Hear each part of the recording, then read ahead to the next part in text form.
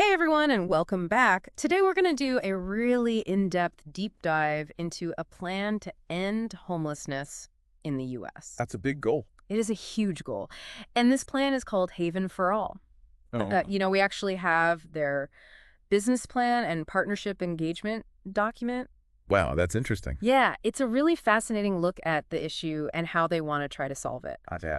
And, going through this, it's really clear that they're not shying away from the scale of the problem. Right? How could you? Yeah. Right off the bat, they highlight that 800,000 Americans experience homelessness Every night. every single night. Wow. Yeah, that's just a staggering number. It really is. But then they also frame this as a major economic issue, not just a social one. Okay. They estimate that homelessness costs the U.S. around $12 billion annually. Yeah, and I think that's actually a really smart way to try and garner support for change. Yeah, I think so too. Because, not everyone's going to be swayed by the moral argument.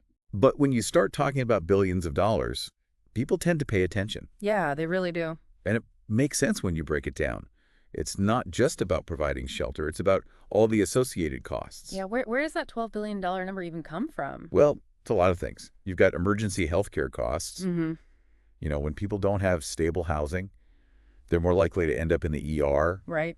Then there are interactions with law enforcement, incarceration costs, Oh, yeah. the strain on shelters and social services. It all adds up. It really does. And that $12 billion figure, that's just the direct cost. I was going to say. Yeah, the indirect costs, things like lost productivity Mm. and the impact on communities, that's much harder to quantify. Yeah, I bet. But it's likely even greater. Yeah. And the document also points out that over half of homeless individuals are dealing with chronic health issues. Right. Things like mental illness and substance abuse. Mm. Try to imagine trying to rebuild your life without stable housing. And then on top of that, you're battling addiction or struggling with a mental health condition. It's like an impossible situation. It makes breaking that cycle of homelessness incredibly difficult. So how does Haven for All propose to address all of this? Well, their approach is actually pretty comprehensive. They've got a four-pronged strategy. Okay. So the first part is what they're calling permanent supportive housing. What does that mean? Basically, they want to build or renovate 200,000 affordable units that are specifically for people transitioning out of homelessness. So give them a place to live. Yeah, exactly. That's like the foundation. Okay, so that's step one. I'm guessing it doesn't stop there. No, they're not just going to, build houses and walk away. Right. They recognize that people need more than just a roof over their heads. Yeah. So the second part of the plan is wraparound services. Okay. This includes mental health care, addiction recovery programs, and even financial literacy training. Wow, so it sounds like they're really trying to address some of the root causes of homelessness, not just the symptoms. Exactly. They're going for a holistic approach. And then I guess the third part is, how do you help people become self-sufficient? Right. So that's where the workforce development piece comes in. Mm-hmm. You're talking about job training programs, placement services, really helping people get back on their feet and be able to support themselves. That's awesome. So that's 3 prongs. What's the fourth? The fourth is nationwide coordination. What does that mean? So they're proposing a centralized system to track progress, share best practices, and basically make sure everything is working together smoothly. That makes sense. Because we're talking about a massive undertaking here. Yeah, I was going to say, with all of these moving parts, it has to be super complicated. Right. You got all these different organizations, government agencies, local communities, and they all need to be on the same page. Yeah, absolutely. So let's talk about money. This can't be cheap, right? You're right. It's not. They're estimating a total cost of $39 billion. Whoa, $39 billion. That's a lot. Yeah, it's a big number. But they break it down. Okay. The biggest chunk, $30 billion, is for building and renovating those housing units. Makes sense. Construction's expensive. Then you got $2.4 billion per year for wraparound services. Wow. Another $4 billion for those workforce development programs. Okay. And then $500 million annually for that nationwide coordination system.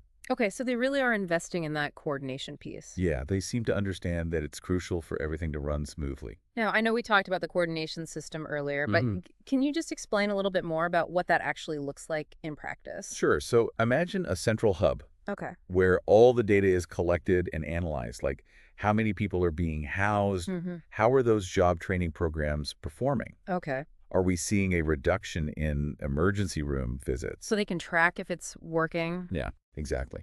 And it's not just about collecting data. It's also about sharing best practices. Between different organizations and cities. Exactly. So if Wow. one city figures out a really effective way to, say, reduce chronic homelessness among veterans, Hmm. they can share that knowledge with other cities.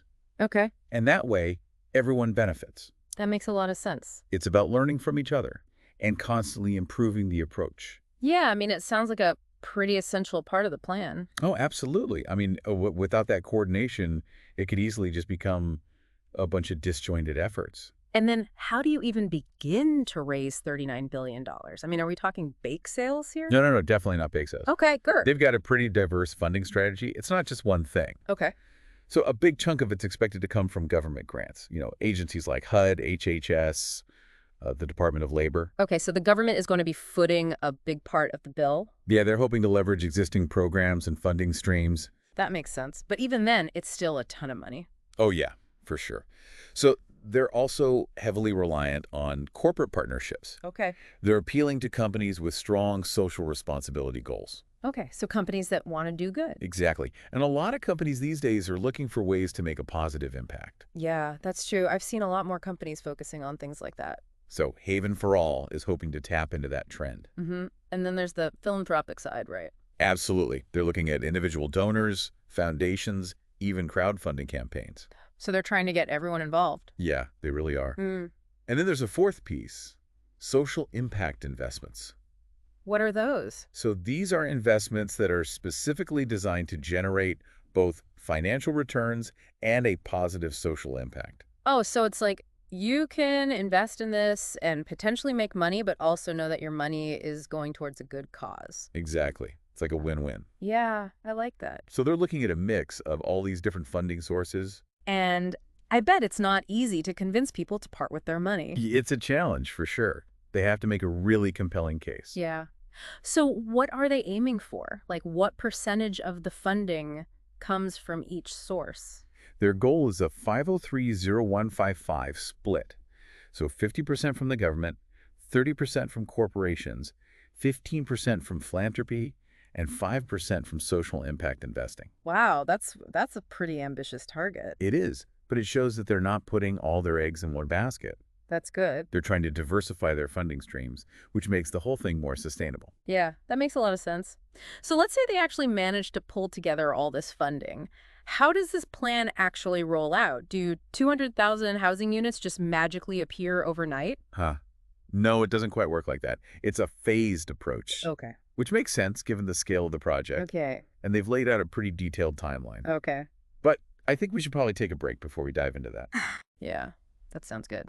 We'll be back in a moment to explore the timeline and all the other fascinating details of this plan to end homelessness. So before the break, we were just about to get into the timeline for Haven for All. Okay. And, it's broken down into 3 phases. Okay. And that first phase is all about addressing those most immediate needs. They're proposing these modular housing units as a temporary solution Okay. while those larger construction projects get underway. Modular housing unit. So are we talking like those prefabricated structures you sometimes see in cities? Yeah, exactly. Like they're much quicker to deploy than traditional construction, Right. which can be a big advantage when you're dealing with a situation that's really urgent. Right. And so the plan is to basically launch pilot programs Okay. in a few high-need cities. So they're going to like test it out in a smaller setting. Yeah, exactly. Okay. Like places, like LA, New York, Chicago, Mm-hmm. and see how things work on a smaller scale before going national. So basically it's like a proof of concept. Yeah, exactly. Okay. Get some data, Tons of go. work exactly, figure out, what are the kinks, Right. what are the things we didn't anticipate, Yeah. and then they can use those lessons learned from those initial rollouts to refine the plan, Okay. and then they'll move on to phase 2, Okay. which is all about scaling things up. Okay. So what does scaling up actually look like? Basically expanding the program nationwide, Okay. more permanent supportive housing projects, and really expanding those wraparound services Okay. and the workforce development. So really trying to make a big impact. Yeah, making a big impact on a national level. Now let's be realistic. Even with, the best intentions and a solid plan, challenges are going to pop up. Oh, Right? absolutely. What are like some potential roadblocks they might face? Well, I mean, first and foremost, funding. Funding. Yeah. $39 billion that's a lot of money. It's a lot of money. It doesn't matter how good your plan is. Right. If you can't get the funding, it's not going to happen. Yeah, and it's not just about getting the money up front, Yeah. right? It's also about, Sustainability. yeah, making sure it keeps going Exactly. and that, those funding sources, they continue to contribute. Exactly. That's a big one. What else? Well, even if they get the funding, there's the execution piece, right? Yeah. I mean, coordinating a project of this scale Mhm. across different agencies. You've got federal agencies, State agents. local organizations. I mean, it's incredibly complex. Yeah, and I imagine there's also, the political aspect. Oh, of course. You're dealing with homelessness. Yeah. It's a very politically charged issue. Right. And different groups are going to have different viewpoints Absolutely. on the best way to approach it. Yeah. And so, navigating those political waters can be really, really tricky. And what about unintended consequences? Ooh, that's a good point. We're talking about building 200,000 housing units. Mm-hmm. That's going to have an impact on communities. Right. And you have to think about things like gentrification. Yeah. Like, you build all these new affordable housing units and suddenly the neighborhood starts changing. Right. Property values go up. People get displaced. Exactly. Yeah. And then you've got to think about the strain on existing infrastructure. Yeah. Like, can the schools handle an influx of new students? Good transportation systems. Healthcare facilities. Right. So it's like this whole ripple effect, right? Yeah, you really have to think about the big picture. Yeah. And it's not just about the numbers, right? I mean, Haven for All really emphasizes data and metrics, which is important, right? For accountability, for measuring progress. Yeah. You need to know if it's working. Exactly. But you can't get so focused on the numbers that you lose sight of the human element. Yeah. Homelessness is about people. It's about people. Their stories, their struggles. Absolutely. And so while, yes, we need housing, we need support services, we also need to remember that everyone's different, right? And their needs are different. So there needs to be that element of individualization, right? Absolutely. Like one-size-fits-all solutions rarely work when you're dealing with complex social issues. Okay, so you mentioned they have a strong emphasis on data and metrics. Yeah. What are they actually tracking? How are they going to know if this is working?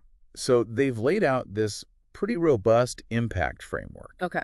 It's not just about counting how many people are housed. Okay. They're looking at things like, okay, what's the job placement rate after people go through these training programs? Okay. Or we see a reduction in emergency healthcare utilization. Okay. Because, those ER visits, they're a huge cost driver. They are. And then they're looking at the overall decrease in public spending related to homelessness. So basically trying to show that it's a good investment. Exactly. Okay. Like, we're putting money into this, but we're actually saving money in the long run. Yeah, that makes sense. And then are they also looking at community engagement metrics? Yeah. They're tracking things like volunteer hours. Oh, wow. And donor participation. That's interesting. Which is a good indicator of, public buy-in and support. Right. Are people actually getting behind this? Exactly. Okay, so they're really trying to paint this comprehensive picture of what's the impact? Mm-hmm. So what are the projected outcomes? Are they really saying they're going to eradicate homelessness completely? I mean, their goals are definitely ambitious. Okay. They're projecting 800,000 people transition to stable housing, Okay. a 75% employment rate among program participants within 2 years, Wow. and a $10 billion annual reduction in public costs associated with homelessness. That's huge. It's huge. It's hard to even wrap your head around. It is. And, we talked about the challenges. Yeah. It's not going to be easy. Right. But is there anything about this plan that makes you particularly optimistic? What gives you hope that this could actually work? Yeah, what makes you feel good about this? I think the fact that they've developed such a comprehensive and well-thought-out plan is a really good sign. Right. They're not just throwing money at the problem. Right. They're really trying to be strategic about it Yeah. and address those multiple facets of homelessness Yeah. and really thinking long-term about sustainability. It's not a Band-Aid. Exactly. Okay. And I think their commitment to data and metrics, Yeah. while it's not a guarantee of success, Right. it at least demonstrates a certain level of accountability. It shows they're serious about it. Exactly. And they want to be transparent about their progress. Mm-hmm. And, while, yes, securing $39 billion is a huge hurdle, It's a big hurdle. the fact that they're exploring all these different funding sources, Right.